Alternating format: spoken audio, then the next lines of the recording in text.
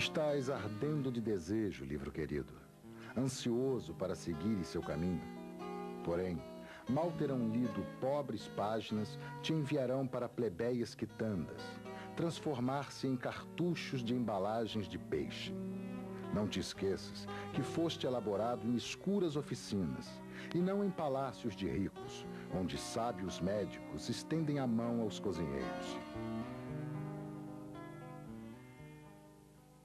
Ao longo desses 300 anos, seu livro A Doença dos Trabalhadores transformou-se numa obra de referência e Bernardino Ramazzini, uma figura fundamental nas questões de saúde e segurança do trabalho. Atualmente, podemos dizer que o trabalhador está muito mais protegido que no passado. O Programa de Controle Médico e Saúde Ocupacional, PCMSO, faz parte da realidade de muitas empresas brasileiras. O PCMSO dá continuidade ao exame admissional realizado quando o trabalhador entra em uma empresa. Mas para se chegar até ele, o caminho foi longo. Foi uma questão militar que chamou atenção para as doenças ocupacionais. O Reino Unido, no século XVII, se preparava para mais uma guerra que ampliaria suas conquistas quando a Marinha Britânica se deparou com a falta de soldados. Os oficiais foram recrutar homens nas fábricas e descobriram uma enorme quantidade de homens incapacitados de lutar por problemas de saúde e acidentes no trabalho. Foi feito um relatório que dava conta que, persistindo a situação, em pouco tempo não haveria homens capazes para enfrentar as guerras. Na Itália, Bernardino Ramazzini inaugurava a medicina do trabalho. O médico se dedica a identificar o tipo de doença que cada atividade profissional poderia proporcionar. Listou 52 profissões, de parteiras a coveiros. E a prática que ele introduziu foi a de acrescentar as perguntas clássicas que o médico faz ao doente, o que sente, etc., acrescentar uma pergunta muito simples: qual é a sua profissão? E a atualidade do Ramazzini nós vemos em que até hoje, no comum da clínica, não se faz esta pergunta que foi proposta 300 anos atrás e se perde muitas vezes a oportunidade de reconhecer uma doença pela sua origem profissional, de poder introduzir medidas preventivas através de conhecer quais são as condições que levam a esta doença e, principalmente, se perde a oportunidade de um melhor conhecimento, um melhor controle sobre a saúde da população trabalhadora toda, porque não se faz a pergunta simples proposta pelo Ramazzini.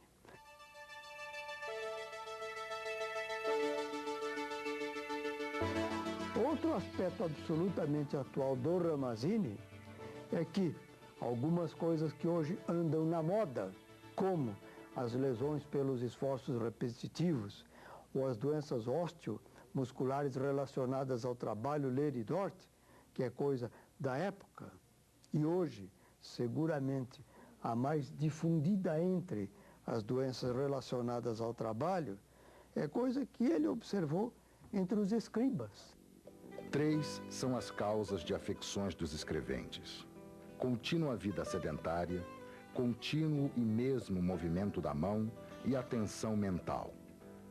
As doenças: obstrução das vísceras como o fígado e baço, torpor nas pernas, demora no refluxo do sangue. A posição da mão ocasiona não leve dano que se comunica a todo o braço. Quando ocorreu a Revolução Industrial, ela se caracterizou pela exploração brutal do homem pelo homem. A Revolução Industrial e o respectivo aumento do trabalho nas fábricas obrigou a criação das primeiras medidas de saúde ocupacional. A primeira delas, e uma das primeiras leis sociais da história, foi a obrigação da presença de um médico no local de trabalho. Mas em 1828, um empregador britânico que tinha crianças no seu trabalho, ele começou a achar que as crianças não estavam bem em tudo, coisa que os outros não se preocupavam. Então ele tinha um médico chamado Robert Baker, e ele perguntou ao Baker o que ele devia fazer para proteger as crianças. E o Baker disse: põe um médico na sua fábrica e deixe ele visitar todos os lugares quando ele quiser, que ele tenha plena liberdade. Assim, se alguém criticar que as crianças dizem, não, a culpa não é minha, a culpa é do meu médico. Ele é que é o responsável por tudo que esteja acontecendo lá dentro. E nasceu assim, então, o médico, o Dr. Robert Baker, foi o primeiro médico que entrou numa empresa para o quê? Para ver a questão de higiene, segurança e medicina do trabalho.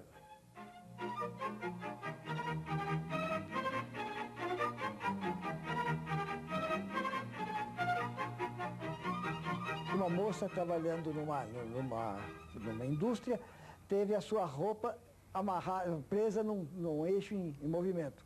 Ela foi jogada para cima e pedaços do seu corpo foram encontrados na fábrica. E dizia o inspetor que escreveu isso, bastaria ter colocado uma proteção que custaria no máximo £1 para que esse acidente não ocorresse mais. No Brasil, as leis que garantiam a saúde do trabalhador foram criadas no início do século XX. A morte de um trabalhador foi o estopim para as primeiras medidas. A primeira lei de acidentes de trabalho no Brasil foi criada em 1919, depois da morte de um trabalhador italiano numa greve em São Paulo. Mas foi daqui, do Palácio do Catete, antiga sede do governo e hoje Museu da República, que Getúlio Vargas criou a consolidação das leis trabalhistas, a CLT, que, entre outras coisas, cuida da segurança e da saúde do trabalhador. Em novembro de 1930, Getúlio Vargas assumiu a presidência do país. 2 anos depois, começa a organizar a legislação trabalhista, pressionado pelos trabalhadores brasileiros e imigrantes que exigiam melhores condições. Na área de medicina do trabalho, foi criado o exame médico admissional, que era a abreugrafia. A abreugrafia foi criada numa época que existia um grande problema de saúde pública no Brasil, uma epidemia de tuberculose muito grave, e o governo, então, na época, colocou como exame obrigatório para qualquer trabalhador a detecção precoce de tuberculose através desse exame radiológico. A ideia foi basicamente isso, não tinha nada a ver com o risco do trabalho especificamente. O múltiplo e variado campo semeado de doenças prolifera devido a 2 causas principais. A natureza nociva da substância manipulada, que afeta o organismo humano, e as posições forçadas e inadequadas do corpo, o que pouco a pouco pode produzir grave enfermidade. Mesmo depois que a tuberculose deixou de ser uma doença incurável, a biografia continuou a fazer parte do atestado de saúde do trabalhador. Só em 1978 que as normas trabalhistas começaram a ser modificadas. As normas regulamentadoras mudaram e as leis trabalhistas foram modernizadas. A biografia continuava a valer, mas as empresas eram instruídas a realizar um exame médico geral. Em 83, outra mudança. Os exames passaram a ser mais específicos, dependendo dos riscos provenientes do local e da atividade exercida por cada trabalhador. A ideia era que a medicina do trabalho deveria ser basicamente preventiva. O médico passou a ser obrigado a assinar o atestado. Desta forma, respondia pela saúde do trabalhador.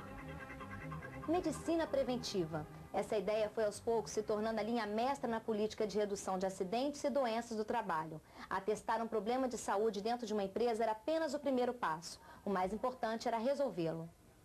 Entre os diferentes trabalhadores examinados, em 1994, o Ministério do Trabalho começou a exigir o Programa de Controle Médico de Saúde Ocupacional, chamado de PCMSO, que exige que o médico do trabalho conheça os riscos, conheça as atividades que os trabalhadores exercem, todas elas, e conheça que exame detalhadamente deve ser feito para detectar o risco, os problemas que podem advir do trabalho para cada trabalhador, e não simplesmente os exames sendo feitos de maneira aleatória a qualquer momento. O PCMSO tem como primeiro requisito mínimo a identificação da empresa. A gente precisa identificar a empresa num programa de controle médico, colocando que empresa é essa, o grau de risco dela, que atividade ela faz, o CGC, endereço, número de trabalhadores, sexo, horário de trabalho, no mínimo esse tipo de informação. Depois, é preciso identificar os riscos presentes na atividade profissional. A identificação dos riscos, ela é basicamente feita através de visitas do técnico e do médico do trabalho, basicamente, aos locais de trabalho. Os médicos do trabalho têm que ir aos locais de trabalho, ver os trabalhadores trabalhando, estudar os produtos químicos, os agentes físicos, os problemas ergonômicos que têm, verificando os riscos que eles estão expostos, submetidos, e em cima desses riscos fazer um planejamento dos exames que devem ser feitos ao longo do ano. Em que momento deve ser feito, que exame deve ser pedido, como é que se conclui esse exame, quando ele é normal, quando ele é anormal, quando ele é anormal, o que se faz, que tipo de providência deve ser feito. Tudo isso deve ser escrito num documento, e esse documento é um PCMSO, é um Programa de Controle Médico. Por fim, é preciso programar os exames médicos anuais.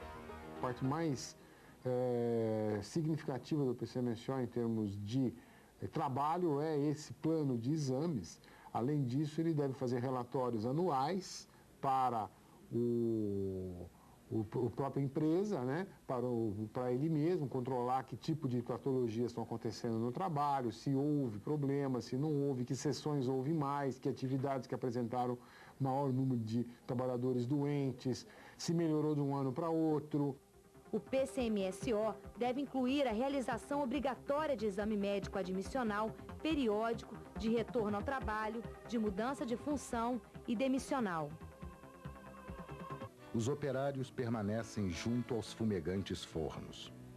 Os olhos suportam o primeiro ímpeto incandescente, mas logo depois choram o seu infortúnio. Debilita-se sua natural constituição, que é aquosa, consumida e esgotada pelo excessivo calor.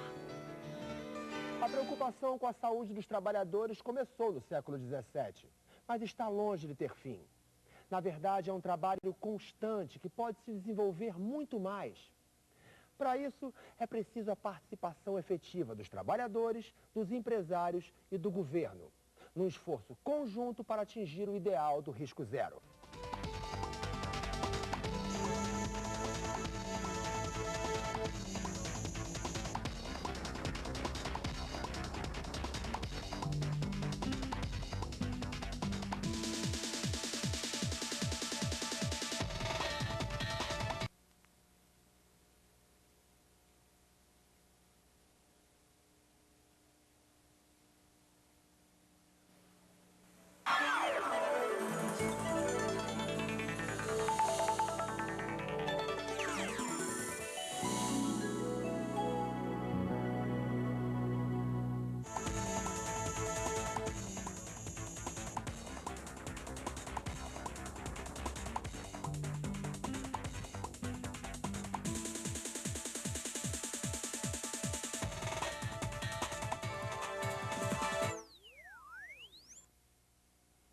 No mundo do trabalho, existem muitas atividades que oferecem riscos à saúde do ser humano e ameaçam o meio ambiente.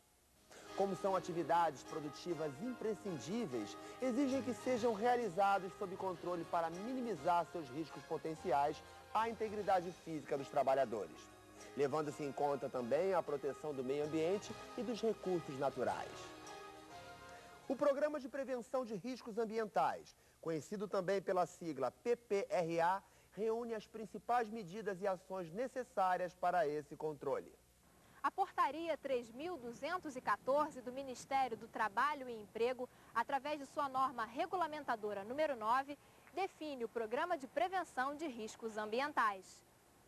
Esse programa estabelece uma metodologia que permite antecipar, avaliar, reconhecer e controlar os riscos ambientais que existem ou que venham a existir nos locais de trabalho.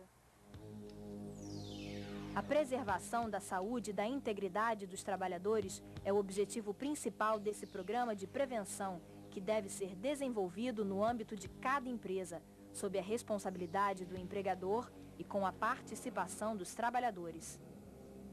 A NR9 foi um marco de modificações no processo que vinha sendo conduzido por empregadores, por trabalhadores e pelos profissionais de segurança e saúde no trabalho para o controle dos riscos nos ambientes de trabalho. Ela possibilita que o empresário, que o empregador, ele possa ter uma orientação técnica no sentido dele ter conhecimento e o reconhecimento de quais são os riscos presentes no ambiente de trabalho, sejam eles riscos químicos, físicos ou mecânicos, e permite então que ele possa estabelecer, a partir desse conhecimento técnico, um programa para que possa então prevenir esse risco. Mas quais são as principais doenças causadas pelos riscos ambientais que ameaçam a saúde das pessoas em seus locais de trabalho? As doenças pulmonares estão entre os principais problemas de saúde ocupacional em nosso meio. Entre elas, as pneumoconioses são as mais frequentes e recebem diferentes classificações. A silicose, provocada pela inalação de partículas de sílica, pode ser contraída em muitas atividades, principalmente na mineração e na fabricação da cerâmica e do vidro. A asbestose, cujo agente é a poeira contendo fibras de amianto, pode ser contraída em diversos processos industriais que utilizam essas fibras e também na extração do mineral. A bicinose, provocada pela poeira do algodão, ocorre em processos de fiação e tecelagem e no seu beneficiamento. E a pneumoconiose é contraída no processo de extração do carvão mineral. Estas são as doenças conhecidas como pneumoconioses. Elas são causadas por agentes químicos, assim classificados pela ciência da higiene ocupacional.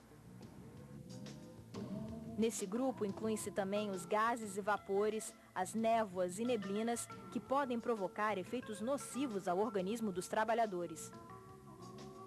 Outros riscos também ameaçam a saúde dos trabalhadores, como aqueles causados pelos agentes físicos.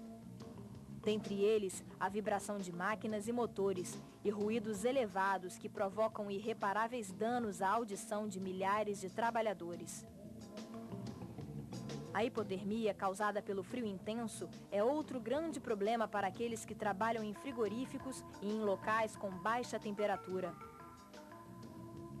A perda de calor do corpo diminui a circulação sanguínea e afeta todo o organismo. A catarata é uma doença que leva à cegueira. O trabalho em fornos de alta temperatura e a exposição às radiações infravermelha e ultravioleta vão pouco a pouco prejudicando a visão dos trabalhadores. Essas são apenas algumas das doenças relacionadas com o trabalho. Existem outras, como por exemplo os distúrbios osteomusculares e o câncer ocupacional, além de doenças de pele, doenças infecciosas e parasitárias causadas por agentes biológicos. Para a prevenção de todas estas doenças, podem ser adotadas medidas de controle a partir do reconhecimento e da identificação dos fatores de risco, através da implantação das ações do PPRA. São medidas de controle coletivo ou individual que são adotadas no ambiente de forma a alterar os processos industriais, alterar as formas de trabalho, enclausurar os riscos, sejam eles quais forem, que estejam presentes no ambiente. Apesar de não existir um modelo obrigatório, o PPRA tem uma estrutura básica. Contém um planejamento anual com metas, prioridades e cronograma, uma estratégia e metodologia de ação, uma forma de registro e divulgação dos dados e uma avaliação do desenvolvimento do programa. Pelo menos uma vez por ano deve ser feita uma análise global do PPRA para avaliar o seu desenvolvimento, realizar os ajustes necessários e estabelecer novas metas e prioridades. A reavaliação é importante também, que juntamente com os resultados do programa de controle médico e saúde ocupacional, nos indicará os caminhos a serem seguidos e medirá a eficácia das medidas de controle adotadas no plano inicial.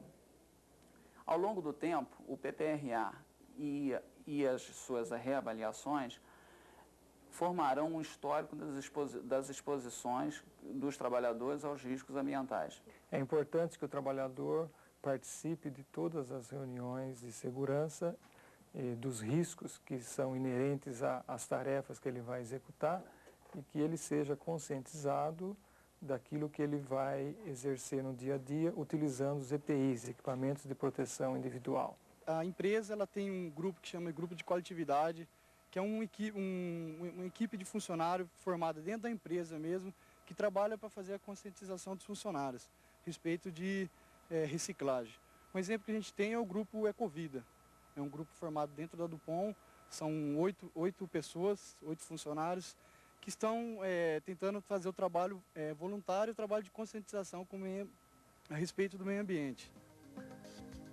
O desenvolvimento do PPRA inclui a antecipação e o reconhecimento dos riscos, o estabelecimento de metas e prioridades, a avaliação desses riscos, a implantação de medidas de controle e o monitoramento, registro e divulgação dos dados. Isso é bom no sentido de que existe algo que pode ser monitorado pelos agentes de inspeção. Ele pode buscar na empresa onde está o programa, quais são as características do programa, existe um cronograma, este cronograma está sendo seguido ou não. Então, um programa é uma atividade muito mais acompanhável, seguida, no sentido da inspeção do trabalho.